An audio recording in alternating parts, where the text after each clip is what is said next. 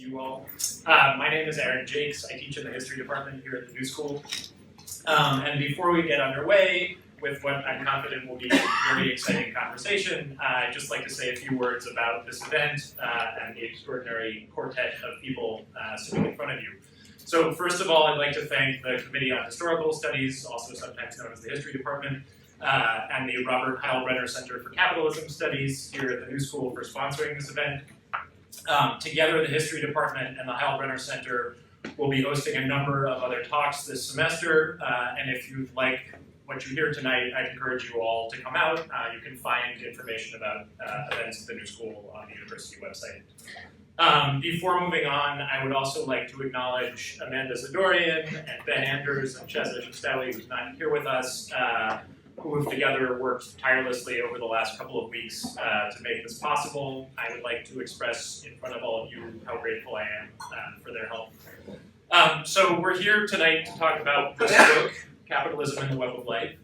But I don't think Jason would mind my saying that what's happening here is larger than this dazzling and brilliant new study. In a few hundred pages, Jason Moore offers a remarkable retheorization of capitalism as a way of organizing nature. His arguments have profound implications for topics as varied as the long-standing debate over the periodization and origins of capitalism, the history of science and technology, the relationship between feminist and eco-social theory, and the politics of climate change. But what is most striking to me, at least, about this work, and what I think he shares with the other members of this panel, is a profound sense of urgency arising out of the catastrophic eventfulness of the present moment. As he put it a few years ago, these days we are treated to an especially promiscuous use of the grand signifier crisis. What Jason shares with the other members of this panel, I think, is a sense that this explosion of crisis discourse, financial crisis, ecological crisis, health crisis, political crisis, speaks to a set of problems that are not adequately addressed by an older body of critical theory that breaks the world we inhabit into self-contained fragments. In this respect, each of our four panelists has, in his or her own way, made a substantial contribution to a daunting and ambitious task of thinking about the multiple crises of the present as expressions of the larger whole we call capitalism. In so doing, they've forced us to move beyond the narrowly economistic understandings of capitalism that have characterized so much of both mainstream and some radical thinking on the subject. And for all of them, this project arises out of a commitment to providing guidance for political projects that might address some of the cataclysmic problems of the current moment.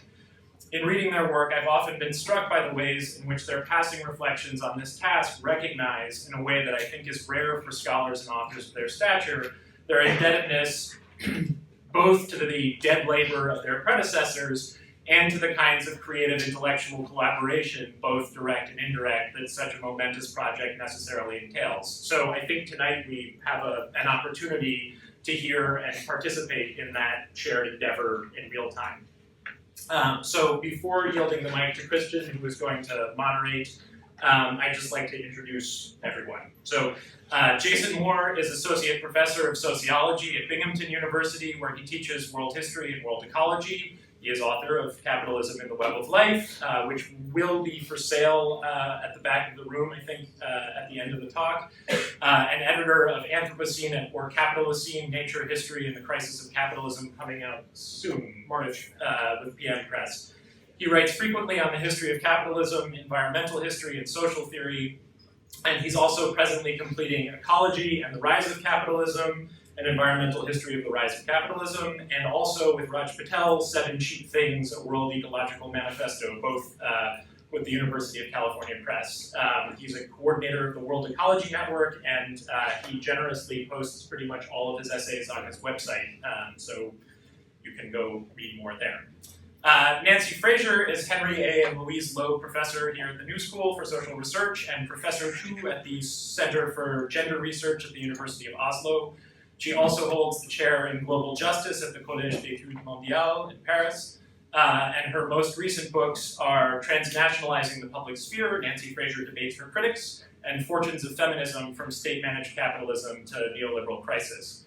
The recipient of 5 honorary degrees, she is currently working on a book called Capitalism Crisis Critique, Critical Theory for the 21st Century, and she's been publishing a series of essays that I think are preparatory for that work.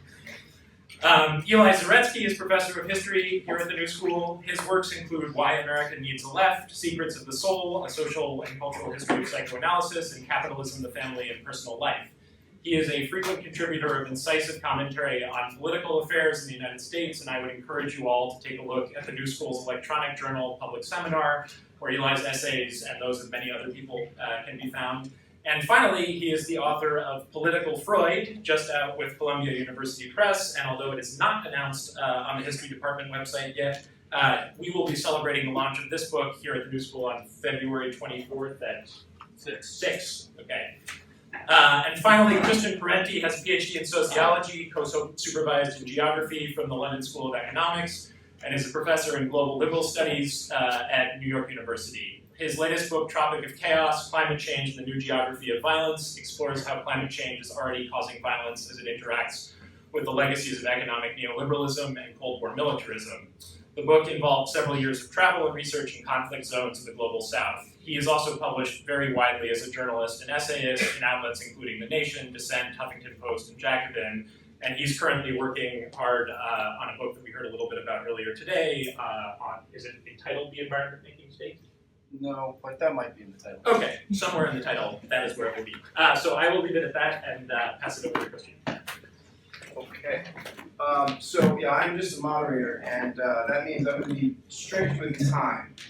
Jason will talk for 20 minutes, lay out the basic arguments of the book. Then we'll have Nancy speak for 10 minutes and Eli for 10 minutes. And I apologize in advance. I'm going to try and keep us to time because I've no doubt there's going to be questions. So, take it away. All right, thank you very much, and thank you, Aaron, who has done a prodigious job organizing this event and also a day-long workshop that we were all active in until just a little while ago, Christian and I and Aaron. So today we are going to talk about this strange book, Capitalism and the Web of Life. What could this mean? Well, this is a book that really came out of about 2 decades of working out David Harvey's ideas on and Neil Smith's, the late great Neil Smith's ideas on the co-production of nature. And if the co-production of nature really makes sense to us, then that begins to unsettle everything that we think about the political economy of capitalism, the history of capitalism, and how production and reproduction work, and so forth. So the big question that we've been posing in this conversation is, how do we join the accumulation of capital, the pursuit of power, and the co-production of nature as an organic and evolving whole? To ask this question asks us to move beyond the political ecology of the environmental history of what I call green arithmetic. Nature plus society equals the whole. Well, what if those categories do not add up? That is, what if we are living in a world in which human and extra-human natures are bundled at every turn?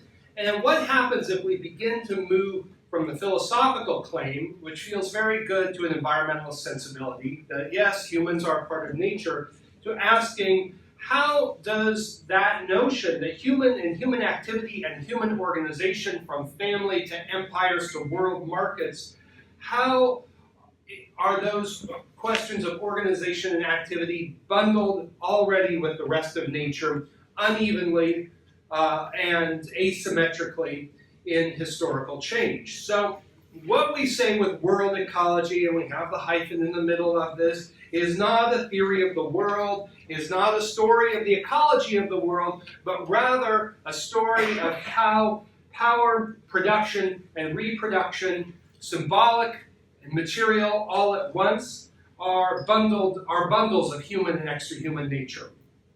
So, and this world ecology builds on a long train of green thought, but also seeks a synthesis with Marxist and feminist approaches that emphasize that unpaid work is indeed central to the course of capitalist development, and of course much beyond. And the Marxist point that the accumulation of capital does indeed pivot on something we can call abstract social labor. But as I try to show in this book, and as the conversation has evolved, that what Marx called in this, and what Marxists have taken up as a law of value, which always sounded very turgid and remote and not very useful to me, if we start to look at how Marx dealt with the question of value, of how value is socially necessary labor time works in the world, we begin to see that at every turn it is co-produced with the rest of nature, but not across this abstract human, extra-human divide at all points, but rather through a zone of capitalization, a zone of the cash nexus, a zone where capital largely bears the cost of its own production, and a zone of going out into the world. This is the work of states, of empires, of various scientific revolutions, cartographic, botanical, of how capital and states move out in the world to seek to appropriate natures for free or very low cost. And so there is a sense in which the law of value is indeed a law of cheap nature, and in which capitalism is premised on frontiers of cheap labor power, food, energy, and raw materials. So once we start walking down this road, it unsettles our methodological premises, our narrative strategies, our conceptual frames for explaining modern world history as if nature really matters. Of course, that means the present is history as well. So the ecology in world ecology is refers to what we would call the oikos, which is a way of naming the generative, creative, multi-layered, contingent, and yet patterned pulse of life-making on Earth. So this speaks to a very deep green sensibility. But immediately, we try to take a historical, geographical, and a Marxist sensibility that, just like we wouldn't use production in general to talk about the history of capitalism, we wouldn't take the idea of nature in general. That we would look at historical natures as both the field upon which capitalism unfolds and a set of planetary relations that capitalist agencies seek to transform. So this means that the web of life is both a product of capitalist development and a producer of it. And in this, capitalism doesn't act upon an external and abstract nature, but develops through the web of life, always historically, geographically specific, but in combined and uneven and patterned ways. So we have this idea of capitalism and its development as not only a producer, but a product of the web of life. And we try to move successively towards more specific historical, geographical formulations. And what the book does is it sets up a lot of these broad philosophical claims that have been in some ways in the ether since the 1970s and tries to move towards a rethinking of political economy, and we'll get to that in just a moment, and a rethinking of the history of the modern world to see that uncapitalized labor and land has been at the center of capitalist development from the very beginning, whether we're talking about the conquest of the New World and the slave trade, or we're talking about successive coal and oil and fossil fuel regimes. So in this, we would emphasize that there is a way of rethinking this history, a way of rethinking the contemporary impasse of cheap nature through a relational frame that doesn't default to this old seesaw back and forth between environmental determinism and social constructionism, between social limits and natural limits, but sees limits as always forming on the knife edge of human activity, of power and production and reproduction bundled with and within the web of life. And so this is a way to begin to think about the history of capitalism that moves beyond this kind of green arithmetic, stories of all the terrible things that modernity does to nature. Now, modernity has done a lot of terrible things to nature. But I think the more interesting question is, how have capitalist agencies, including not just businesses, but financial markets,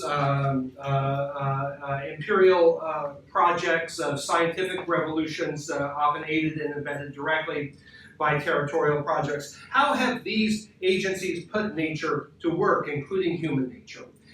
And what I would say is that once we start to look at it in this way, we see that the commonality of humans and the rest of nature is very distinctive, and we begin to see that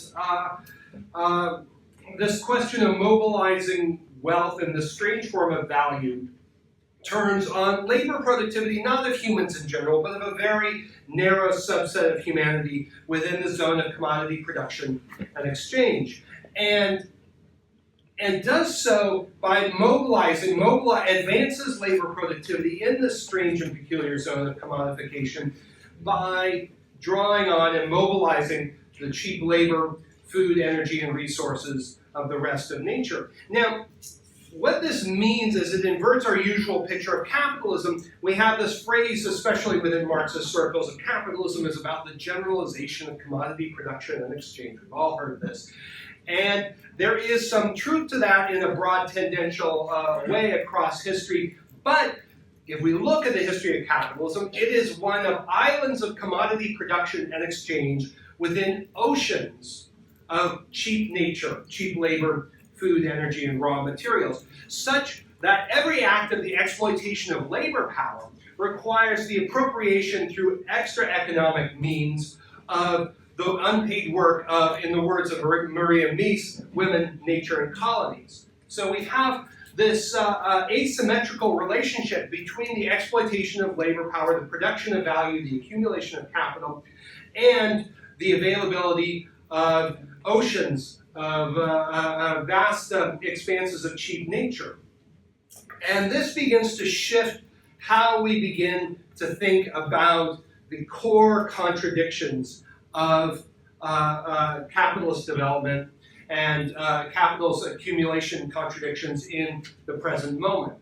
So what we would emphasize is that socially necessary labor time forms through these relations of not only of the exploitation of labor power, but through the appropriation of human and extra-human natures. And we can point out in this process that these big categories of nature, society, humanity, nature, often criticized as obscuring the reality. So somehow false or misleading. And false or misleading they are, but they are also real abstractions, abstractions that are treated as real.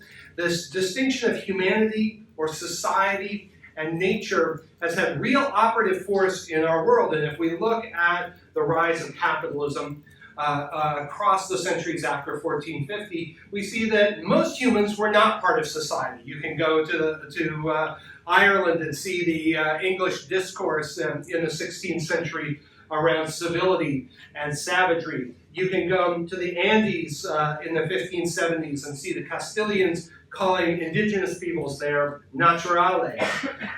We can be reminded that the word society in its general sense, the way that we use it today, only comes into widespread circulation after the middle of the 16th century in England. Now, what happens at that moment? Well, the defeat of Kett's Rebellion in 1549, the intensification of English colonial rule in 1541, there is a decisive moment at which the agrarian and urban class struggle turns against workers and peasants in this era and colonized peoples in England, at which society becomes an important word and gains its modern meaning. So these are not just ideas floating out in the ether, but nature society drips with blood and dirt every bit as much as bourgeois and proletarian. And once we start down this road, I think that we can begin to see that value is more, even in Marx's sense, I think is more than an economic moment. That I would retain the economic moment, and I think that the production of value is socially necessary labor time tells us a lot. But I think that we have a systemic relation of value that involves not only the production of abstract social labor on a world scale, but also includes in a broad sense the European rationality of world domination that Weber talks about, that includes things like the emergence of new forms of world money and world financial systems. The Amsterdam Bourse, the stock market, trades 340 odd commodities in 1639. There are derivative practices. And this is a financial system that is deeply and intimately related to a far-flung material, ecological, social revolution that goes from Potosi in present-day Bolivia to the Baltic, to Southeast Asia, to the cod and herring fisheries of the North Sea and North Atlantic. And finally, I would say that in thinking about this law of value of capitalism as a system of cheap nature, that we would emphasize the territorial state, including empires, emerging as a pivotal mediating force. This is what my colleague Christian Parenti calls a necessary political membrane to the cyclical and long-term reinventions of the relations that unify world nature, world power, and world capital. So all of this leads, and I realize this is fairly abstract, and we'll try to tease out more of the details and the historical specificity in the question and answer, but I think this leads me to think about the centrality of work, but not that old sort of figure of the industrial worker as the centrality of work, but to think of the centrality of work in three senses. The transformation, yes, of commodity production through technical advance and organizational restructuring. But let's remember that each of those great waves of technical advance and industrialization in modern world history have depended upon the appropriation of massive frontiers of cheap nature, the conquest of the New World in the early modern era, and yes, there was an industrialization in that era as well. Of course, the coal and steam revolution, which involves the opening of massive subterranean frontiers, again with oil. And if we think about what those revolutions did, especially the so-called Industrial Revolution of the 19th century, what they accomplished was a massive amplification of a system of treating the whole of uncapitalized labor as a force of production set in motion in the centuries after 1450. We have, and with this, it is not only a story of resource frontiers, it is far more than that. The story of the first and second industrial revolutions, not to mention the agrarian transformation of Europe in the 17th and 18th century, is the story of expelling labor from agricultural production, the transformation of peasantries into proletarians that precedes the emergence of large-scale industry. So we need to pay attention to the mobilization of unpaid work, both in its ongoing sense, but also in the crystallized form of human beings raised to adulthood to be capable of wage work, but raised outside the circuit of capital, so largely free to capital.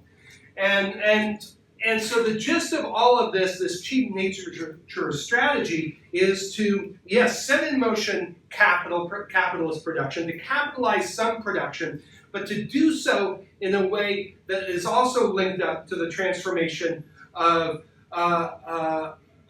natures outside the circuit of capital, to bring them in, to not pay the reproduction costs as much as possible, and to find all manner of cultural and technical ideological fixes to sustain these forms of cheap labor power and production. So when we talk about cheap nature, I would emphasize four major forms, and I've sort of walked through these, but I'm just going to repeat these because I think they bear repeating. Cheap labor, food, energy, raw material. And from a simple kind of economic, historical, geographical perspective on the history of capitalism, we can see that every great wave of capital accumulation has depended on a critical mass of these four cheaps coming together. And indeed, it is the accomplishment of successive waves of new imperialisms, new extractivisms, new industrializations, new agricultural revolutions, new scientific revolutions that always tightly cluster in specific moments of world history. We can think of the era of the late 19th century that eventually gave rise to the post-war Fordist era. We can think of the era of the later 18th century that gave rise to large-scale industry, that we see these new forms of territorial and imperial power, new forms of technical advance, new scientific and cartographic, botanical revolutions, all come together. And these are crucial because the surplus capital problem that is imminent to capitalist development, that capital always is generating more wealth in the form of capital than it can reinvest profitably. The resolution of that is powerfully and indispensably and pivotally linked to the production of new cheap natures on a massive scale. So the railroad and steamship revolution of the 19th century is a classic instance of this, that it was the dominant absorber of surplus capital in the world. Why was it so profitable? Well, that's a long and complex story, but we can say that encircling the planet in these ribbons of steel opened up the possibility for sucking the human and extra-human wealth of the planet into the vortex of capital in a way that was unprecedented in human history. And we can tell a similar story. We don't need steam and fossil fuels to tell this story. We can tell a similar story of the unprecedented landscape and environmental revolutions of the early modern centuries. In the 16th century and the 17th century, we saw an environmental revolution unprecedented in its scale, scope, and speed put together. So these economies of speed, this acceleration of history, does not require the fossil fuel sector to make it go. But fossil fuels did provide an extraordinary frontier of cheap nature that did really shape how we think about economic and accumulation crisis, and led to a certain way of thinking about accumulation crisis and over-accumulation crisis that was really unduly focused on the problem of overproduction, precisely because the long fossil boom, and it was more than just fossil fuels, but the long fossil boom meant that overproduction was the enduring problem of capitalism from sometime in the early 19th century. But early capitalism's problem was exactly the opposite. It was a problem of underproduction. And Marx talks about this. He talks about, people forget this, but he says, look, capitalism's industrial dynamism is so great that it tends to run necessarily ahead of the supply of raw materials, so circulating capital. Not the circulation of capital in a financial sense, but the circulating moment of capital. And what happened is that political economists, not least Marxists, forgot that circulating capital actually matters quite a bit because it is related to problems of profitability and problems of surplus capital absorption. So we need to think about how the changing geographical circumstances of the present conjuncture may suggest the possibility of a return to underproduction in Marx's sense. And I think that this is politically important and relevant because in environmental circles we have a lot of catastrophism, and we have a lot of kind of stealth neo-Malthusian thinking that's out there. We need to be able to deal with the particular ways that capitalism itself generates a very specific form of exhaustion and a specific form of scarcity. All right, so how can we wrap this up? Quickly. Quickly.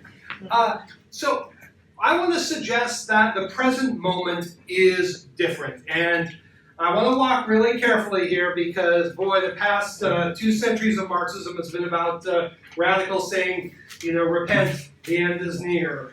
What I want to suggest is that the main way that capitalism has found its way out of crisis has been by setting in motion vast supplies of cheap nature, of these 4 cheaps, of labor, food, energy, and raw materials. And there are signs that we are in a different conjuncture today. So if it is capitalism that will survive, I want to suggest that it is a capitalism that will work in some fundamentally different ways than what we have seen over the past 5 centuries. And I'm going to sort of tick through very quickly a few moments of this. One is the ongoing stagnation of labor productivity growth since the 1970s, something recognized both by radicals but also by mainstream economists like Robert Gordon. Sharply growing surplus humanity for whom there is very little hope for a productive role in the capitalist system as presently constituted. Climate change is having many effects. One of them is that it is rolling back or suppressing the possibility for securing cheap food which is fundamental to the whole capitalist model, much more so than cheap energy. That we are at a moment where we have rising costs of production across these four chiefs. Yes, we have a temporary downturn in oil, but that's not from a resetting of cheap production costs. Indeed, it's made possible by what seems unlikely to continue, that is a 3-decade or so period of cheap money, of cheap credit on a world scale. So part of what I would emphasize is that we need to look at these questions of world power, world money, and world capital together, and we need to root them in ongoing transformations, both of the production of value, but also the reproduction of life and the tensions that emerge from there. So, thank you very much.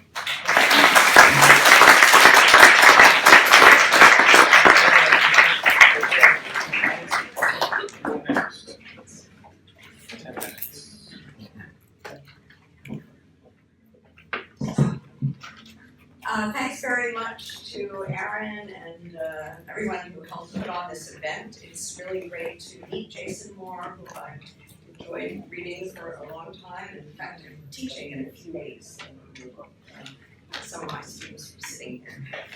It's a fascinating book, and I can't begin in the space of the 10 minutes I've been given to really say everything I want to say about it, but let me just start by saying that and this is a book that is trying to develop an eco-Marxian critique or critical theory of capitalism as a social system that harbors a deep-seated inherent tendency not only to economic and financial crisis, political crisis, but also to ecological crisis.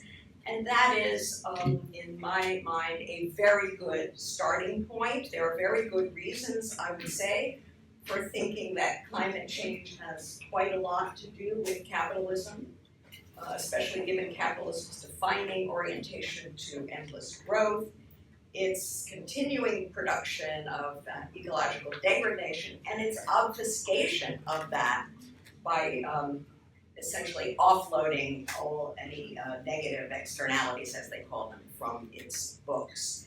So there are also good reasons for thinking that our current very pressing and severe ecological imbalances may not be fixable within the bounds of capitalism, especially if we think about the very powerful corporate and financial interests that have enormous sunk costs in fossil fuels and in all the sort of political dysfunctions of the sort that Bernie Sanders has been talking about, which stand in the way. Okay, now Moore is not the first to try to develop an eco-Marxian critique of capitalism.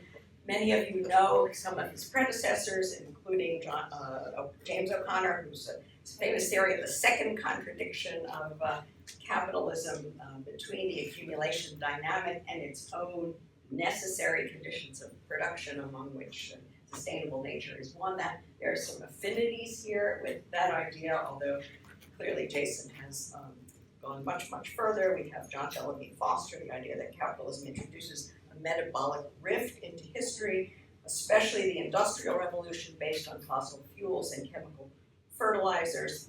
Very interestingly, Jason is re-periodizing and insisting that that's much too late to start here, and I quite agree with him. Then we have all the eco-socialist and eco-Marxist feminist theory. I would single out Vandana Shiva, Maria Mies already mentioned, and many others who suggest that there is a certain kind of resonance or homology, perhaps is the word, between capitalism's production of the others of its workers, whether those others are women, nature, colonial subjects, et cetera, all of whom can be seen as occupying a certain sort of analogous position of constitutive exclusion. And I think Jason is really running with this idea as well. Well, all of these efforts involve revising or expanding Marxism to try to encompass this ecological problematic that was never systematically developed by Marx, although not at all one that he was unaware of. Now, these efforts, I think, stand or fall with many things, but one of them is the quality of the Marxism that they work with. Many Marxisms, as you know. More's decisive advantage over his predecessors, in my view, is that he's working with an unusually sophisticated variation or version of Marxism, taking as his starting point the thought of Giovanni Arrighi, of David Harvey, and of others. This is a Marxism that is at once deeply historical, but also structural. It is one that takes a world systems perspective, and that, as he's just stressed in his remarks, is especially interested in the place of the political and of power, whether we're talking about the role of global hegemons or territorial states and empires. The idea is that this capitalism cannot be understood as an economic system pure and simple, but it's at the very least a political economic system, and now we have to say a political, economic, ecological world system. Okay, and then we have this attempt then to develop a crisis theory on this expanded conceptual basis, and for reasons that were stated at the outset, the importance, I think, of crisis theory today should be pretty obvious, including the need, as Aaron stressed at the outset, for a crisis theory that can relate all the various strands and dimensions of our crisis to this category of capitalism, which I believe, with the others sitting here, is the right way to think about unifying. Well, Jason has stressed in his presentation his anti-Cartesianism of the book, which is a very powerful book.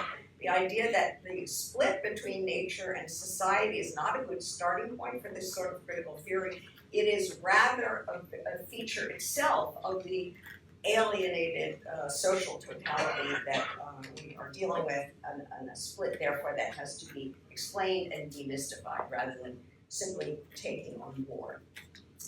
At the same time, however, I think that More's framework itself is constructed around another kind of dualism. It's not a metaphysical dualism, but a social theoretical dualism. And it's the dualism between what he calls capitalization on one side and appropriation on the other. He's just explained to you that where the capitalization side pertains to the sphere of relations and processes that capitalism monetizes, its value sphere, or its explicit value sphere. The other side, the appropriation side, is in a sense the underside, the not directly monetized relations and processes, the underside of the official capitalism, which is simultaneously indispensable and yet obfuscated. So we're talking here about relations and processes on which capitalized production and accumulation depend absolutely, but which do not show up on the books and on which it free rides. Now, starting with this distinction, More lines up a whole series of associated dualisms, some of which he's just explained to you. I'm just going to name them very quickly. On the side of capitalization, we have exploitation. That is the use of human living labor power in commodity production, which is certainly not paid the full value of what it produces, but is paid the average socially necessary cost of its reproduction. I have 2 minutes. On the other side, we have the use of accumulated unpaid human and natural work/energy, which is not paid at all. That is, the costs of its reproduction are not paid. This corresponds with a distinction then between production and reproduction, between an official economy and an off-the-books sort of global zone.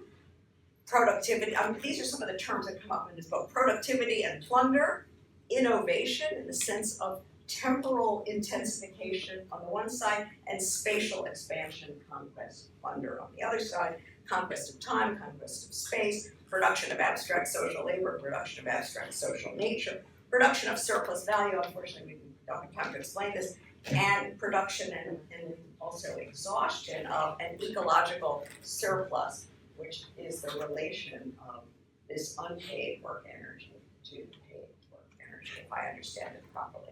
All right, Jason has told you how this all depends on the four chiefs on and what is crucial is the frontier between these two zones and whether and how that frontier can be relocated in moments of crisis. He tells us that the capitalized forces of production rely on the appropriated conditions of reproduction, and there are all sorts of very striking phrases in the book. Behind Amsterdam, the forests of Norway; behind Manchester, the Mississippi Delta. Maybe we could say today that behind Silicon Valley or Guangzhou, the Congo, or whatever. Behind all of that, the unpaid work of women, and not only women, but social reproductive labor in communities throughout the world. Now, this is tantamount to an expanded conception of capitalism. It goes with an expanded crisis theory.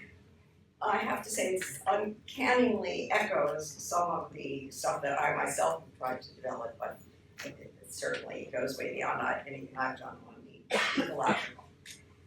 I'm going to just assume that you got from his account, I know, the account of how the crisis works, how this logic of capitalization appropriation is a contradictory logic in which the drive to capitalize and commodify is sort of pushing back and in a way using up, at least in a relative way, the zone of appropriation, but more and more appropriate natures are always required. And let me just, I'm told that I'm out of time, so I really just want to wait. The main point that I want to make is to raise some questions, okay, about this.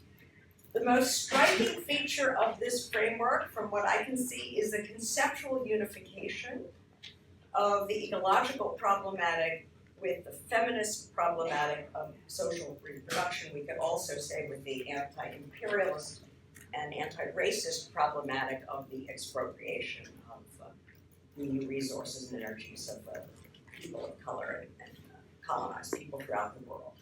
Now, the way that this is conceptually unified is around, as Jason just mentioned, a concept of work, a very expansive concept of work, in which we basically, he unifies appropriated human work with appropriated non-human energy work. So in other words, we have the labor of women everywhere in reproducing labor power. We have the labor of peasant families and communes that are, at least for a while, outside the commodified circuits of capital producing human beings. And we also have natural processes that over millennia have produced fossilized energy in the earth. This is all work, or he sometimes calls it work energy. So my question is this conceptual unification of all of this under the category of work a conflation? Does it risk obscuring important differences, and what are, above all, between the human and non-human? And I'm not saying that because I have any investment in Cartesianism. I don't. I'm interested in the political implications. Because what is so far missing in this theory, and obviously you can't do everything in one book, but still the question arises, where in this conceptual framework is the space for the action theoretical side of critical theory? You've given us a very brilliant systems theory, Jason, from what I can see, but we want to know where social struggle fits in, where are the social, and by that I mean the human fault lines, whether we're talking about class relations, gender relations, race, colonialism, where is the grammar of struggle, who are the potential agents of emancipation or social transformation, and how does this kind of critical theory enlighten those potential agents of social transformation? One might say, I mean, you could sort of imagine some possibilities. You might think that we have, let's just stick to the human beings, the people who are appropriated on one side, and the people who are exploited on the other side. And of course, it might be very convenient for capital to imagine the major fault line of social struggle as between those two groups. On the other hand, we might want to think about what would be involved in trying to imagine a world in which the appropriated and the exploited join together against capital. But to even begin to entertain questions of that sort, I understand. You want to have time for questions? Requires, I think, maybe some further disaggregation of this category of work. Work is doing too much work in this theory, in my opinion. Okay, and the same thing with the crisis theory. It shouldn't be just a system crisis theory. If it's a real Marxian political critical theory, it's got to be also a social action crisis theory, an account of political crisis, legitimation crisis, whatever we want to say about that. So it's this sort of underdevelopment, I think, of that side of the critical theory that concerns me, and the more systematic worry that there may be an over-unification around this concept of work, of too much, that will stand in the way of developing that side.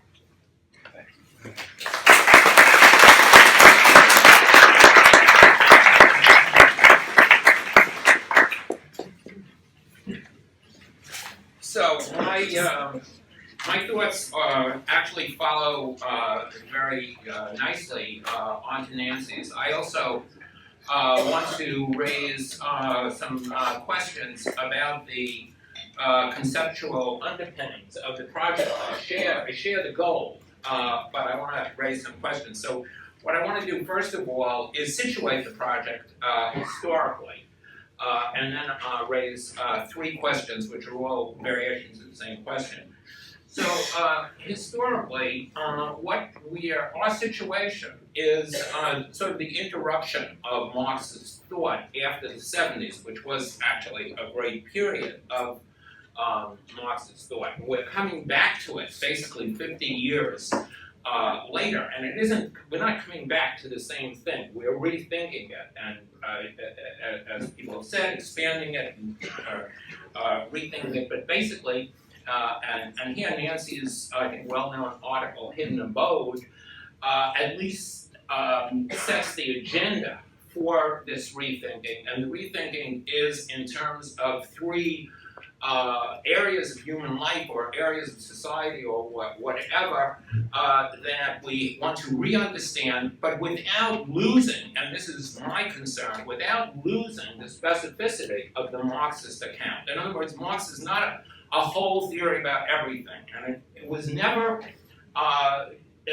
economics. I mean, that's just, if you think that we're moving beyond Marxist economics in the past 50 years, you don't understand what Marx was doing. So there's a specificity that I don't want to lose, but from that specificity, there are three areas that we have tried to sort of expand into and relate and so forth. And the three areas are politics, in my terms, the family and kinship, and I don't like the term nature. I don't know what to call it.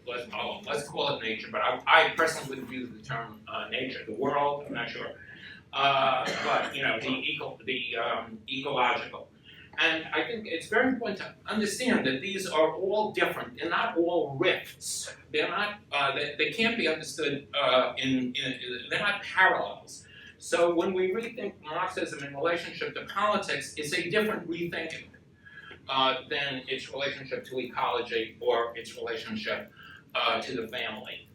And specifically, coming to Jason's topic, which is eco-Marxism, or the relation of ecology and Marxism, there's a huge influence of the feminist revolution, and it's shown in several people mentioning already Maria Mies's book, and it's basically, the heart of it, I think, is this anti-Cartesianism, this idea that there is something wrong in positing a rift between the mind and nature, or between human beings and nature. I think that's, I want to at least question that.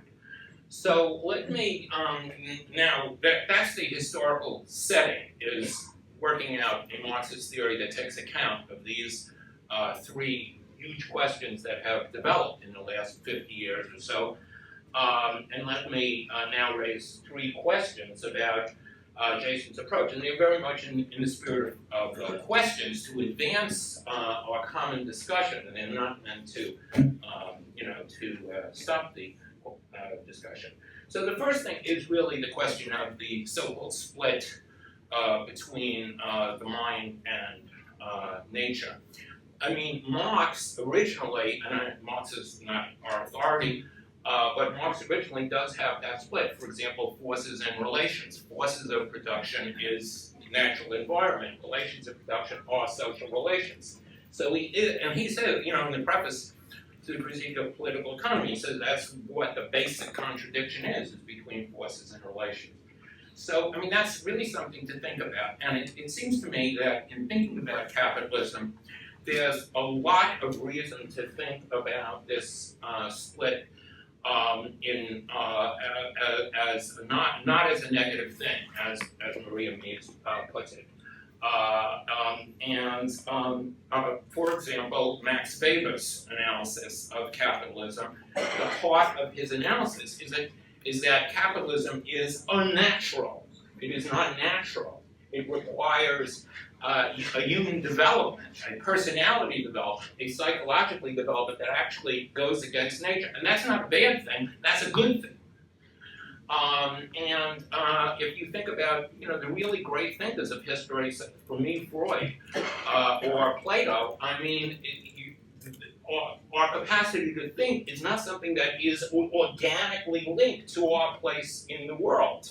Science is not simply something that is phenomenologically connected. It's a conceptual leap that takes us out of our environment. And there's something here, and this does speak to Nancy's point, there is something here that critiques the economistic tendency that runs through the history of Marxism. And I love this thing in a book on Mao's China, where the Chinese young people just tried everything throughout the 19th century to grapple with imperialism. They tried new technology, new philosophy, knew this, knew that, and so forth. And then they finally decided the key was the free human mind. That was really the secret of what they had to come up with. So that's one question, is about the rift. The second question, which I'll make very simply, because I don't think it has the force of the first question, but it is a question, and probably Jason has a good answer to it, is whether a lot of what we talk about in terms of ecology is not handled by the concept of rent. And I don't mean rent like you pay rent to the apartment, but rent in terms of control of resources. What are we really adding in talking about cheap nature and so forth? What are we adding to the understanding that as capitalism works, it's not just the capital-labor relation that produces wealth. I mean, look at Google; it's the second richest company in the world, and so forth. And what does it have? 300,000 employees, or less, or 30,000, or whatever. But it has rent. It has a place where it controls resources. In that case, information. What about the people who control the rivers? Who created the first factories and so forth. So what have we really added there? And then the third example, and I'll end with this, and these examples are all meant to indicate the complexity of the expansion of Marxism, how we expand Marxism, how we develop political analyses of the family, sexuality and gender, analyses of the ecology and so forth, without losing the specificity of what Marxism has had to offer, and at the same time expanding. My third example is the question of the family and the women's movement and so forth. We all know that beginning in the 1970s, we developed an analysis based on Marxism of the place of the family. And we all know, and this was a great discovery, and it was correct, that we pointed out that women's labor was intrinsic to capitalism, and you couldn't understand capitalism just in terms of wage work. You had to understand the relation of unwaged work and so forth. But notice how there is a bent in all our thinking of the last 50 years, and I include Jason in this, a bent toward economism, a bent toward economic reductionism. Because how have we really understood this discovery, which is one of the great discoveries in social theory in our time? How have we really understood it? Capitalism is ripping us off. It's taking advantage of women's labor. We need to reward women's labor. This is true, in the same way as capitalism is ripping us off, it's taking advantage of cheap goods and cheap nature and so forth, which is true. But the other side of that discovery of women's unpaid work was the huge ideological role that women and family play in terms of the cult of true womanhood, precisely because it's not part of the economic system, precisely because it can be reduced to capitalism. There's always that element I've seen Robin Blackburn, he points this out, in his book on slavery, there's always that element in capitalism of proving that it's always more than money, it's bigger than money.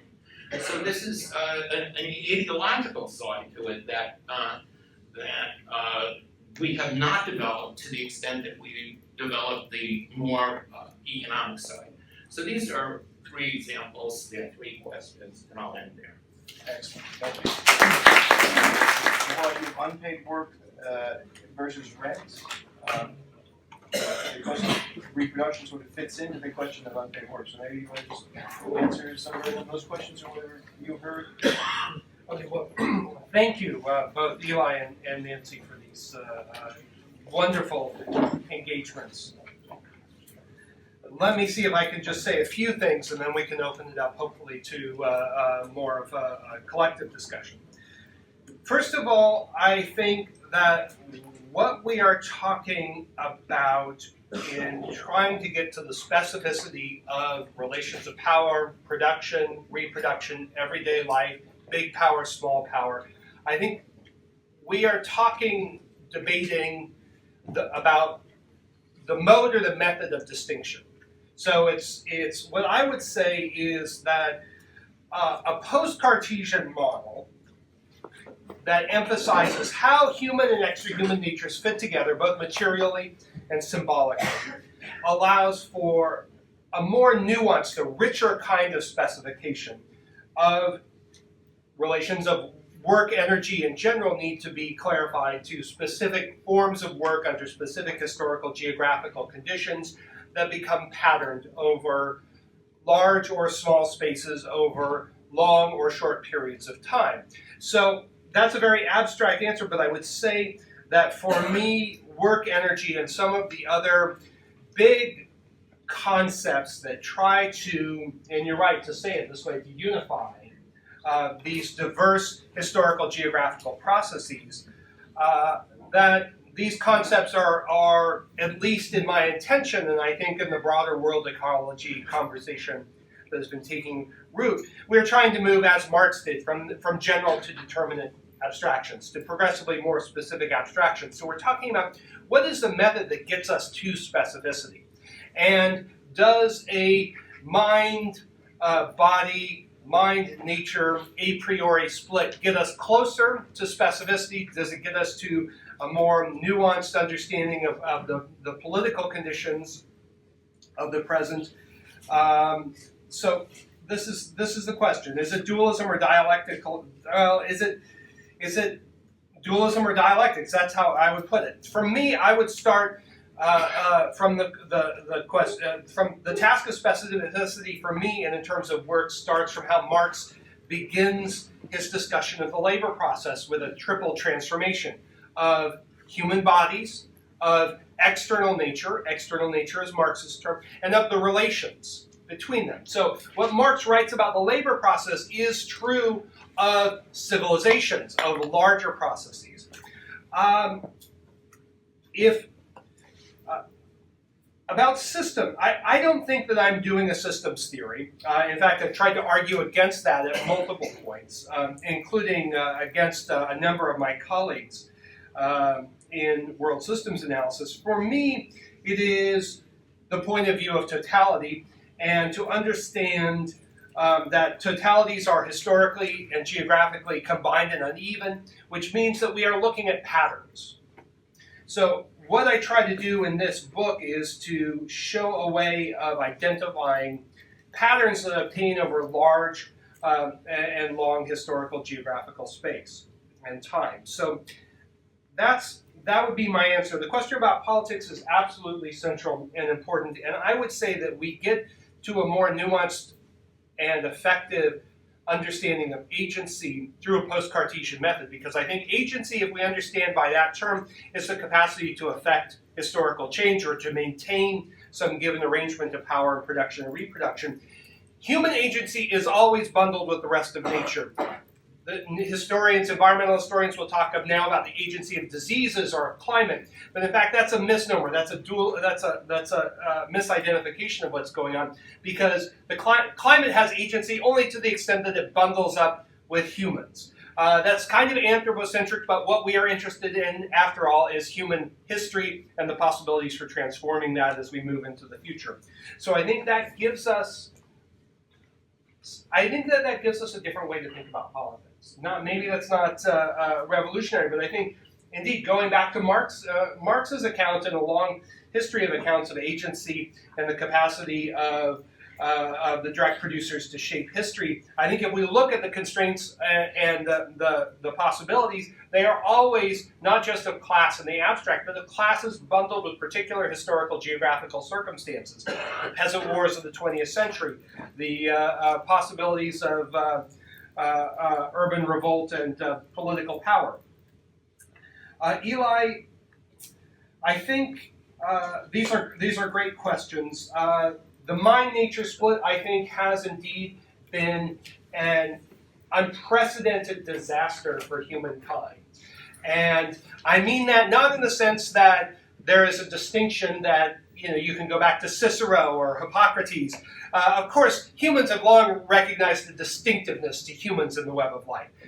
But with the rise of capitalism, we see something powerfully violent and a separation of mind and body and society and nature as organizing principles. And what's Descartes' famous phrase? To make ourselves masters and possessors of nature. And by the way, most of humanity was put into that category of nature in a very real and practical and violent processes, not in the abstract, but in the very deliberate and conscious colonial policies of the English in Ireland, of the Castilians in the Americas, and so on and so forth. I would say rent, we need to go beyond that, because there is a productivist capacity of capitalism that has been extraordinary, that relies on mobilizing the forces of cheap nature with an uppercase N. And is this economistic? I would see, it is always possible that I haven't argued this nearly as effectively as I wanted to. So that's a possibility. But I would say that, for me, I see this book as a long series of arguments against economism in all its forms in the Marxist tradition, at the same time as recognizing that the patterns, the historical geographical patterns, both cyclically and cumulatively over the past 5 centuries, are not random, and that they have a lot to do with how value And capital works as a kind of gravitational field. So it's still contingent, but there are definite patterns that do not just rise up spontaneously. They come from something, and I would say that that's value, but not value as abstract social labor alone, but also value as abstract social nature involving the co-productions of states, of empires, of sciences. So that's where I want to start. So let's take some questions. Maybe a couple questions, stack them up. Are there any questions? I'm sure the panelists can continue talking about themselves if you guys don't have questions. Okay, we have a question. Yes. I'll stand because I speak quiet. Excellent. Right. So on the thing that you guys have been calling, people have been calling crisis theory, using a professor, can I use the term professor? Is that a good first bit already? Professor Moore's language. There's been islands of commodity production and exchange among oceans of cheap nature. And so I guess viewing this historical progression to now, the islands have been growing and the oceans have been shrinking. I really want to avoid trying to ask what the future is going to look like, because that's a stupid question. But how does this instantiate itself now? What does this look like now in terms of how does I understand the theoretical contradiction, but how does capitalism continue reproducing itself in big islands and small oceans? All right, let's take a few more. Maybe they're not. Okay. Okay, yes. Hi. Thanks so much to take some time and for all of your comments. It's so interesting. I'm wondering, Jason, if you would care to expand more on what Dr. Fraser was commenting on, your dualism between exploitation and appropriation, and if you were to find that dualism to be perhaps unfounded, then what would that say about your sense of this real or impending crisis? One more? Yes. With labor being so cheap nowadays because of the financial crisis and technology growing, how do we maintain a standard of living while we are still developing this technology? You want to answer those, and then maybe the panelists have questions they want to follow up after he answers these questions?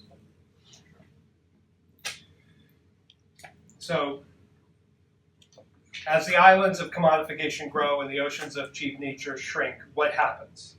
I think we're seeing that. I think you have a growing mass of capital that has no place to go except into the global casino. So it's floating around. It's been underwritten by cheap money, which has everything to do with world nature.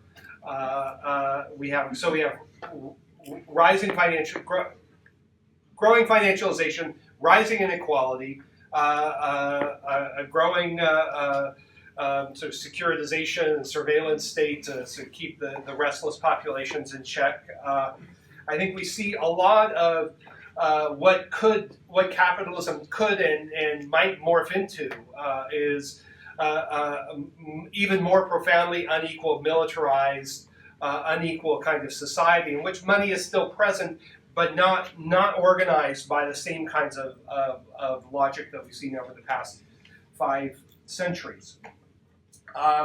Exploitation and appropriation is indeed a dialectic because they are asymmetrical. That meets one of our criteria of what is a dialect. Because all dialectics are relational, but not all relations are dialectical. All right. So exploitation and appropriation, and the way that I work it out is, and it's possible I haven't articulated it very well. So let me try now. Is the exploitation of labor power does indeed depend upon a disproportional appropriation of cheap nature. And that and that there is an ongoing contradiction between the two that is only realized through the kind of external event. Of course, this is tremendously schematic and There is, of course, an ongoing process of the reorganization of geographical space, of built environments, both urban and rural, and then the relations that knit together town and country. But the processes of appropriating cheap natures of unpaid work, of human and extra-human natures, and exploitation are dialectically, the one presupposes the other. And they are asymmetrical, and there is a historical geography to them, just like there's a historical geography to capital and labor. Cheap labor, I think cheap labor is on the way out, and that might be overly bold, but if you look at the history if you do a price history of wages in China over the past 15 years, you see soaring wage prices, soaring unit labor costs, so much so that even at various moments you see a recentering of some forms, for instance, of textile production in the United States. So the Financial Times runs a headline saying that cheap energy in the US is the new cheap labor. So there is an interesting conjuncture in this moment going on. So I think cheap labor is not nearly something we can take for granted as we have over the past 20 years, maybe. I think that what we are seeing now is not just it's not just the end of cheap labor through a process of class struggle, but also, as the business press has been talking about, a great demographic transition. And there's great alarm on the part of the business press. The Financial Times, the Wall Street Journal, the Telegraph, other presses talking about this demographic transition. So that's where I would start. And the aging of the workforce. The aging of the workforce. We have a question. A gentleman is with it. Yeah, which How about Nancy, since you spoke? Well, I don't know if this is the right moment, but I wanted to just follow up on a couple of points. Just again on this dualism, I don't at all disagree that there is a dialectic and indeed a contradictory one between what you're calling capitalization and appropriation. It's sort of uncanny. In a recent paper, I've talked about the dialectic of exploitation and expropriation. But by expropriation, I mean the taking of the resources and energy and so on of human beings for the confiscation of human capacities and lands and so on, and their conscription into the circuits of capital production. So what I'm talking is that makes good sense, and I think that particular dialectical duality goes a very long way to explain the dynamics of racial oppression and imperialism. I think it's highly geographical that we imagine that exploitation is in one part of the world and expropriation is somewhere else. It's actually scrambled much more than that in reality. But nevertheless, no, I'm not questioning that. I'm questioning what happens when you unify, conflate, I don't know what the word is, the appropriation of the work energy of nature in with that of human beings. I think that there might be problematic political implications there. And for one thing, it's one thing to say in the critical vein, as people like Mies have been quoted here, does, that capitalism constructs woman as nature, or you said the Irish, or whomever it is. You could say, well, what is the solution? Isn't it to move these naturalized humans into the category of humanity? That might be one way of thinking about it. Do we want the critical theory to reinforce these kinds of identifications? You see what I'm saying? So that's one point, and I do want to come back to the system theory question. By that I didn't mean that it's system as opposed to history and contingency. I meant in the sociology sense, system theory as opposed to action theory. What I am missing here is not history or contingency. I very much appreciate that you are really trying to sort of square this circle of system and history. But what categories you use, even to describe the system, they either has an opening or doesn't, or closes it off in a way to thinking about questions of agency, political agency. This was what my question was about, so I'm just reiterating. On cheap labor today, I just want one final point. It seems to me that labor has become very, very cheap, and that much of it, especially in the historic deindustrialized core, is being paid less than the cost of its social reproduction, which is all about what one aspect of debt and financialization is all about. I don't know whether that would be true in China as well, but again, the geography of all of this is shifting enormously. One thing I would suggest, by way of an answer, I mean, if in fact cheap labor is going out, wouldn't that suggest a certain type of politics? Because historically, when labor is dearer, it also tends to be politically stronger. Yeah, maybe I'm missing something in this mind nature thing, but let us think for a second, what would be a good left-wing approach to the ecology problem? We all agree that everybody agrees, right, that there's an ecological crisis. There's no doubt about it. Now, what would be a left-wing approach? It would seem to me that an approach that stresses the way in which human beings are rooted in nature and that sort of thing is, a non-starter as a realistic response to the ecology crisis. The right way to think about it is, to my way of thinking, is to think of our capacities to plan, to understand the kinds of developments in mathematics that have taken place in the last 50 or 75 years make a completely different relationship on our part to things like how much oil we need, how much steel we need, what the climate will look like. We can predict climate today. We could not predict climate 50 years. We can't really predict it today, but we have much more capacities for prediction and control. Why is that not the way for us to go? To take the position of a responsible species that has the mental capacities to actually think in terms of how to organize economic life, natural life, building, dams, water, food production, and so forth, our collective capacities. Do we need really to think that we're doing that as part of nature? Of course we're part of nature.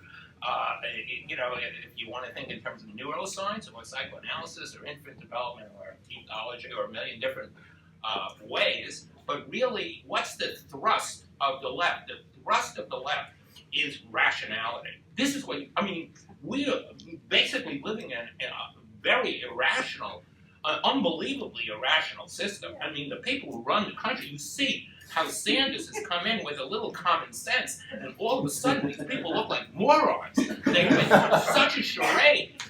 Our strength is in rationality. So why do we have to say, why do we need to say the Cartesian turn was wrong? Because the Cartesian turn was all about rationality. Well, I think if you can, I think part of it is we can look at that model is indeed the kind of model that's advocated by, Earth system scientists. Let's just have a rational model for dealing with climate as somehow this tidally defined thing called nature or ecology. And I would say it depends what you mean by ecological crisis. If you can draw a line around the social moment of climate change and the ecological crisis, please do so. Or I around agree with you. But we can carry that forward. We could go to financialization. We could go to the problem of precarity in employment.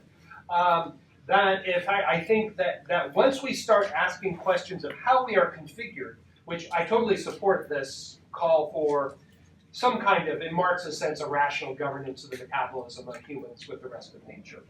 I totally embrace that. I would say that coming from outside in a Cartesian sense gives a much different politics than coming from inside. And that the rational knowledge of nature is... I think that if you operate with some version of this nature society split, there's always the risk of the suggested solution being a retreat from this other thing called nature. And as you're describing, the nature of the problem is not a retreat, but we have to, transform our environment-making role. And there's, more and more history with past 2 decades, more and more environmental history showing that there's just no proof of there having ever been any kind of external nature that wasn't fundamentally shaped, particularly by human fire, right? Not just in the Americas, but in Southern Asia and Africa as well. I agree. And the politics of conservationism and of protecting nature has a very, very, let's say, uneven political track record of protecting nature. Doesn't always work out so well, and often to a lot of human beings. So there's a kind of replay of an older debate within socialist circles of saying, well, we're going to deal with this problem first, the economic problem first, and then we'll deal with questions of equality. There's a kind of replay of that. Just very quickly on this question, aren't we really talking about different scientific modalities rather than different relations to nature? That is, we are not going to think about nature in reductionist physical terms, but we are going to think of it in biological terms, which are ecological terms, which are, which involve a dialectical relationship, which involve different notions of contingency, different notions of causality, different ways in which life is interconnected. That is actually a scientific way of thinking about the world. Are we getting closer here? We are getting closer. Good. Should we open up for another stack of questions? Okay. This young lady, this gentleman behind her, and this guy right there. Yes. I just wanted to say that I really like that post-Cartesian dualism part of the book because I thought it helped us move backwards in really important ways, especially back to 1450.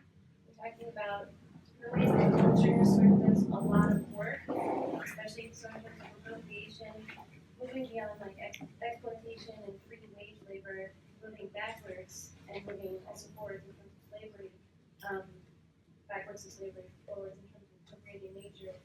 So I just thought that was really important, and I'm wondering how you would place yourself in terms of the Marxist transition debates, because I think that's important in terms of going as far as you do, and then also forward in terms of cheap nature and what the next cheap nature would be.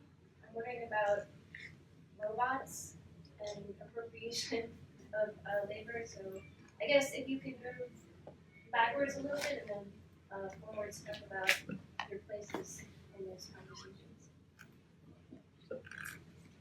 So I had a question about the crisis theory, which I think is Eli's points.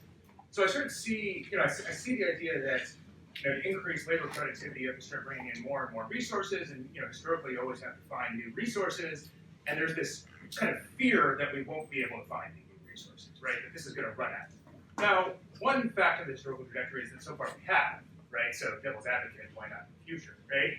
And then a way to put a point on that, if you think that there's some hope for the future, be it socialist or capitalist, if you agree with Eli that there's some rational way for us as non-capitalists, a non-capitalist future where we manage nature, why is it that and this is an honest question. I think there's an affirmative answer to it. I just want to hear it. I don't know it.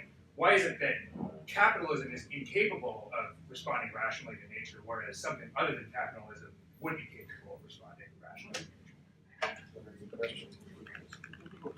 This may just be a terminological question, but the term price is one that is not normally central to Marxist theory in a way that value is. And I can imagine, so when I think about cheap, I mean that's an attribute of price rather than a value. and I can translate easily cheap labor into, a relatively high rate of surplus value kind of thing. But the other cheaps don't. I mean, I'm having trouble thinking of that in terms of a value theory. Whereas it makes a lot of sense in terms of a price theory, but that's more marginalist economics than Marxist economics. So I'd be curious to see if maybe that's just a terminological question. Thanks. Three? Yeah, we can do more. Let's do one or two more. This guy here, and then the guy, the person in the back. Thank you a lot for the talk. It was really great. I just wanted to sort of follow up on the initial question about whether there's sort of an underdeveloped component to the political analysis in the book. So at the end of the chapter on cheap food, you say something like that the end of cheap food may mean the end of modernity and the start of something much better, right? And that's sort of a nice thought because it contains the political possibility of crisis in a positive way, right? Which I think is the intention. But I wonder if there's enough there in terms of the sociological analysis to actually earn that conclusion, right? Are movements for food security, for example, enough for us to actually think that that's what's in the cards for us if capitalism is running into these blocks, right? Because in Marx's analysis, you have at least workers are being organized in factories like armies. They're receiving a political education there, and it's not clear that there's sort of an analogous dynamic at play here. And I also wonder sort of whether the emphasis on value theory, while it's really important and innovative, captures the full weight of the crisis. So there's not a lot of discussion of the sort of things that are going on in Parenti's book, for example, right? In terms of the mass migrations that this is causing, in terms of the first order effects of, if we want to talk about it that way, of ecological crisis rather than the way that it feeds into the value system. So I was just sort of wondering how you think about that and whether you think that there are particular interstices of political intervention that this analysis points to that just haven't been explained. Thank you for everything. Great. But my question is also on food, particularly the role that animals or other sentient beings are now a part of the food system and of this capitalist dynamic, particularly on this dialectic question of nature versus society and rationality, that sort of thing. Sentient beings that are involved. Thank you. Okay. Boy, that's a lot of questions. Well, Let's see. Okay, I think the question of justice for non-human animals. Yes, and in fact, we see. I think this would be part of this ongoing dialogue with Eli here. That we can see in the emergence of a modern meat industrial complex, as my friend Tony Weiss talks about in The Ecological Hoofprint, a great book. That transformations of the human labor process and transformations of the ways that non-human animals are processed in these CAFOs or big meat packing plants, we've got slaughterhouses, that we see an ongoing brutality and violence towards both moments. So as Marx says, the degradation of the soil and the worker are bound, the degradation of the worker and the animals are bound. Jason Freibel famously asked, are animals part of the working class? I would say no, but animals do provide work. Pardon? They do. I think animals do work. They don't produce value for reasons that have to do with the anthropocentrism of capitalism itself that I don't endorse. The question about politics comes up here at several points. So important. No, value clearly isn't enough. And I think anyone who says, oh, here's my master key for explaining everything, that's going to not be a successful answer. I think a lot of what I was trying to do was not to foreclose the kind of political and agential political analysis that Nancy's been arguing for and that you're suggesting. I fully embrace those that emphasis. And indeed, I don't see what I'm doing as structuralist even. I think that as much as I've been able to, I've tried to show in the book that these patterns are not the abstract working out of the logic of capital, although there is a logic to capital, but real human beings carry them out in a diversity of ways. So I think that these questions of politics are precisely the ones that I wanted to pose but could not address within a 300-page book, and believe me, I tried to convince Verso to give me 500 pages. Jason, the question is whether your categorical framework is one that actually allows you to move to that area or not. It's the centrality of work/energy, and as it operates in these two different streams dialectically opposed and in contradiction to one another. I mean, can you get some kind of conception of, I would say, human political agents out of that conceptual framework, or do you need a richer conceptual framework? I think it provides a richer conceptual framework in that it insists that every moment of class agency, or the agency of pick your category, but of class agency, is grounded in a particular historical, geographical relation with extrahuman natures. And I think that changes how we think of the class struggle. I think that in a lot of ways, this is simply, I mean, it's more than this and it's less than this, but this is a post-Cartesian way of putting Marx's argument about capitalism and class power. And I'll pause. So you like to tell me? No, it's the word grounded in what you just said. I mean, grounded is a very, very strong claim. You know, situated, related, of course, grounded, you know. I don't really see why every human action, individual or social, is actually grounded in a geographical, biological, ecological situation. Of course, it takes place in such, it is situated, but grounded, no, there are a million things that we could look at what we do as being grounded and or related to. Not everything is grounded in the, you see what I'm saying?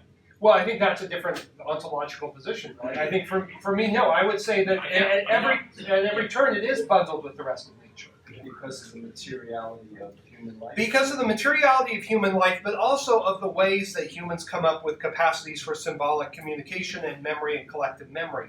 That and I would also point out that while humans are clearly distinctive, and I think my framework helps identify some of the distinctiveness of humanity, it's also clear from what we've learned from animal studies over the past 2-3 decades that humans are not nearly so distinctive in all the ways we used to think.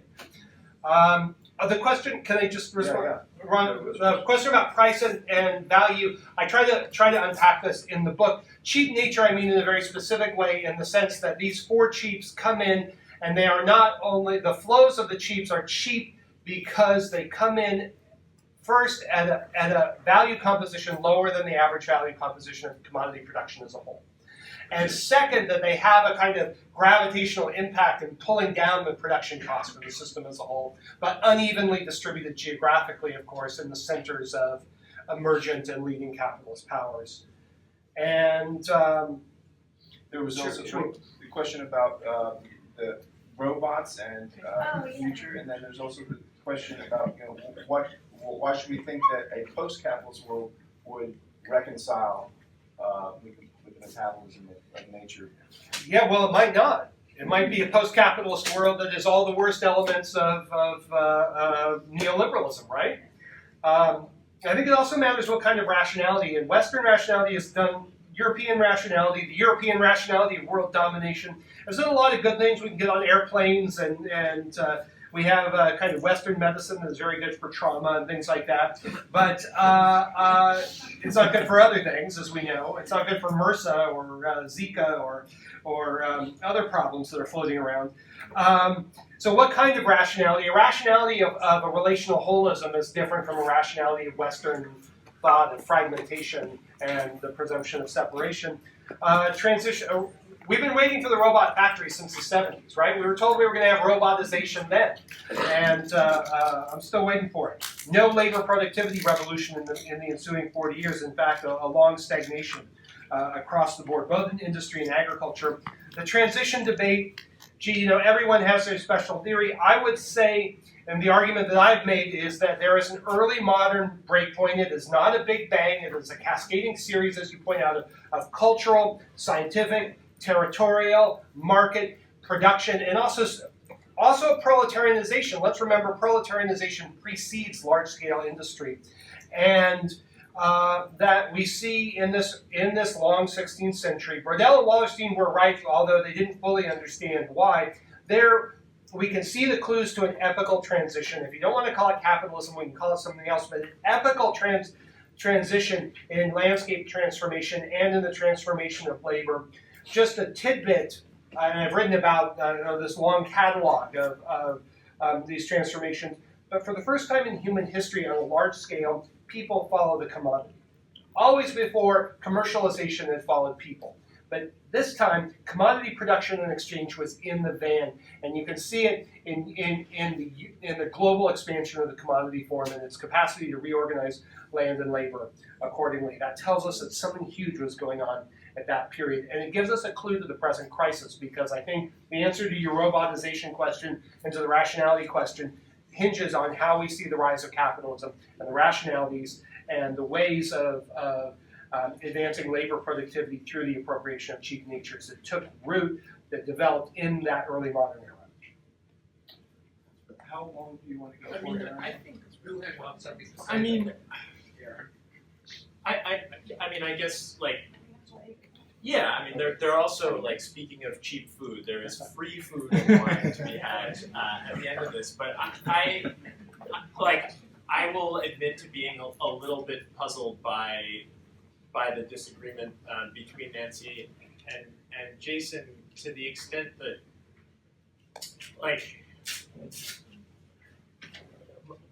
my reading of your work together is that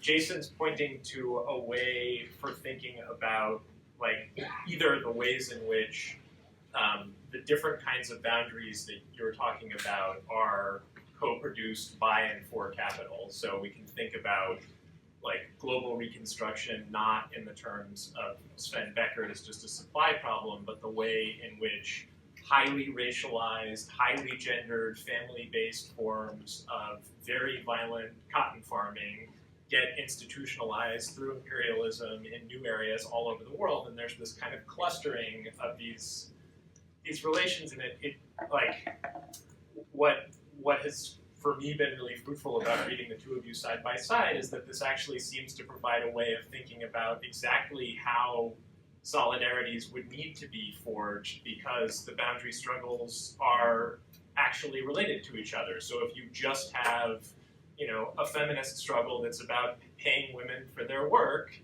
then you can displace the work of appropriation onto a brutalized immigrant labor force that's doing domestic labor for you. But if you actually sort of for me, this is just a way, an optic for actually thinking about how nimbly you would need to construct a political project that actually reads those.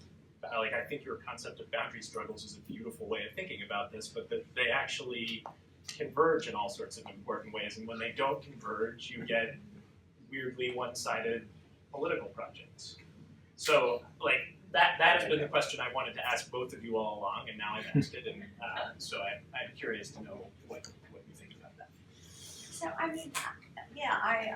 I very much appreciate the question, and I've had this very strong experience of, reading someone who's almost like a doppelganger in certain ways. But that bringing in the concept of boundary struggle helps, because that is an action theoretic category, whereas I understand the concept of the frontier as again, I'm using my clunky sociological language, as a system theoretical concept. In other words, that's a concept from the standpoint of value theory, from the standpoint of the composition of your so-called ecological surplus in terms of the ratio of unpaid to paid work. So in a sense, what you've described here, what your crisis theory gives you, is what the crisis is for capital. Why it can't continue this way. Now, what I agree with that. I think that's a good half of the story. But in trying to talk about boundary struggles, I'm trying to also understand human beings as situated in not just webs of nature, but webs of normativity. That this peculiar way of dividing humanity, nature, production, reproduction, I think economy, polity is a very fundamental division. And I'm very influenced by, sadly, we just lost Ellen Wood, who's, I think, one of the great thinkers of that division.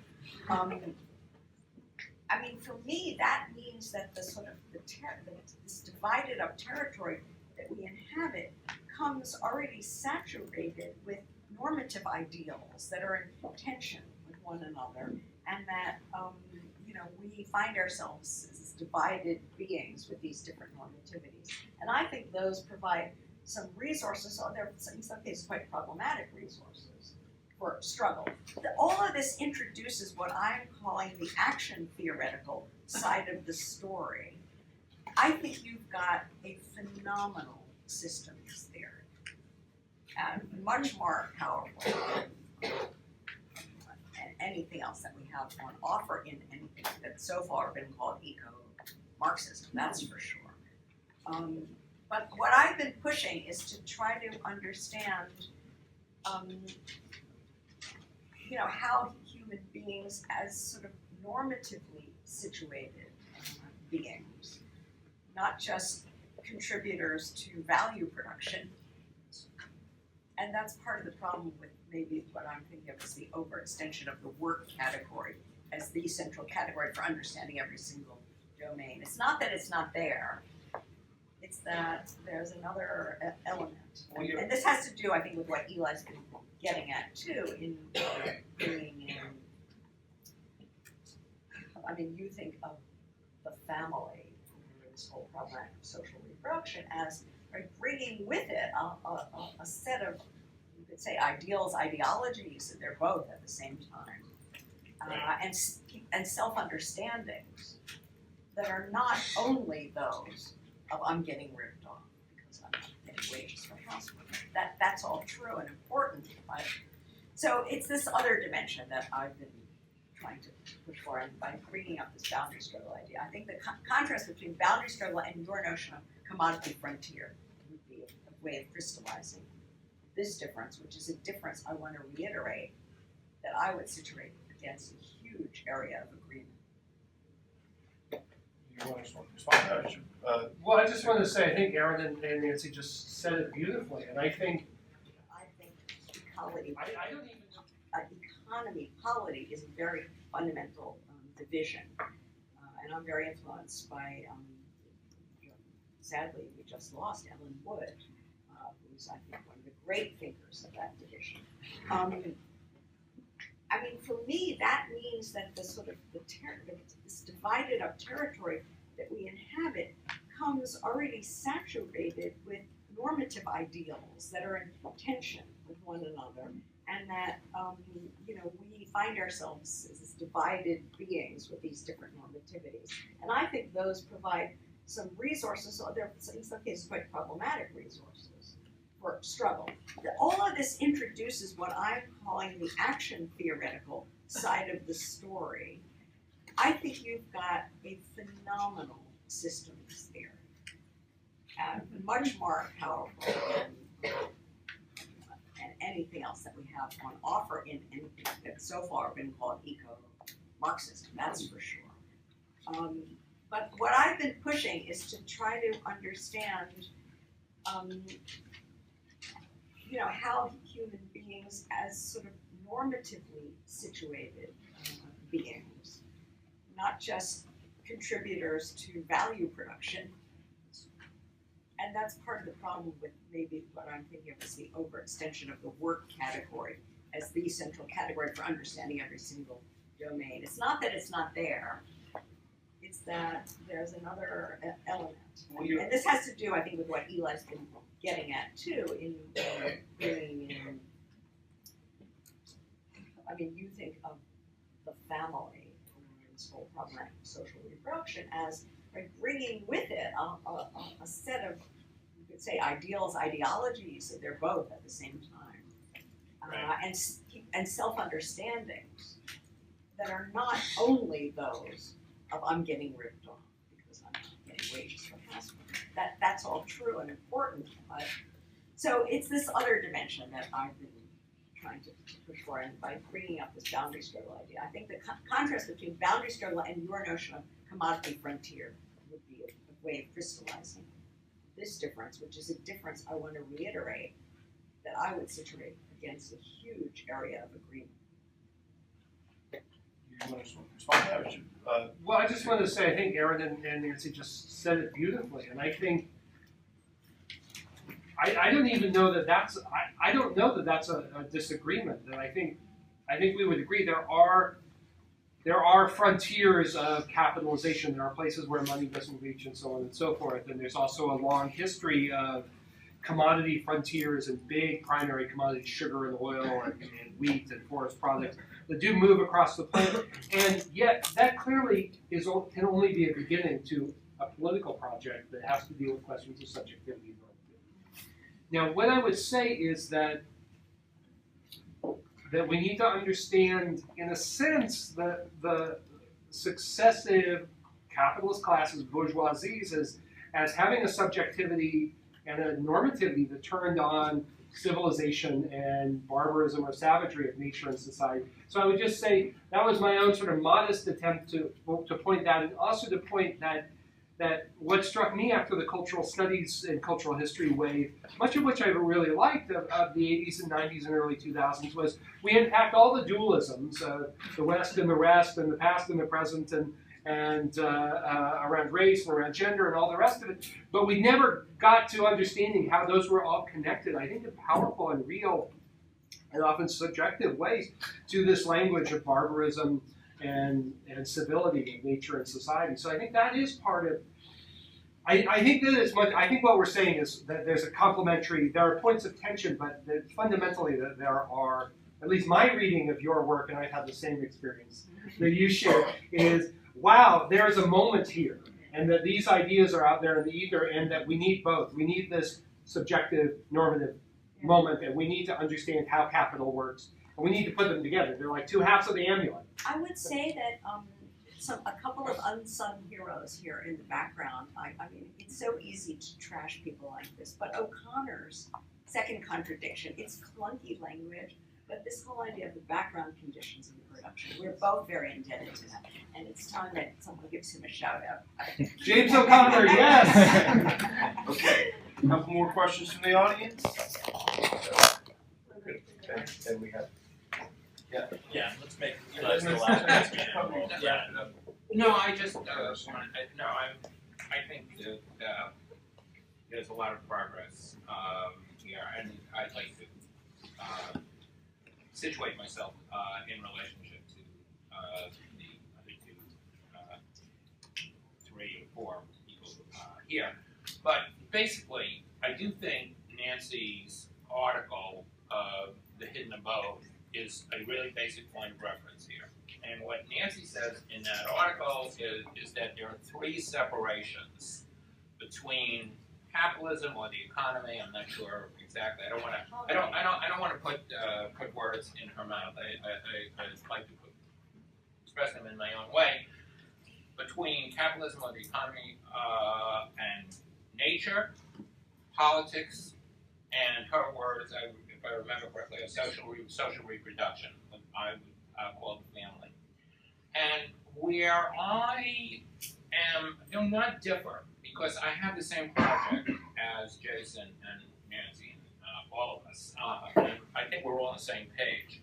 But what I see myself as adding is that these separations are not necessarily a bad thing. It's that they all have to be understood in their own way, and they're very, very complicated. to how to understand them. And I would just give the example of politics. The argument that politics has an autonomy, that it cannot be reduced to class interests, which is an argument that liberals have made, that has been made against the Marxist theory of the French Revolution. And here we're at the New School, which is sort of kind of a rent-central argument and so forth. I don't say I agree with the argument, but it's by no means a simple argument to just refute. And there are very, very deep problems in the history of Marxism that argument speaks to.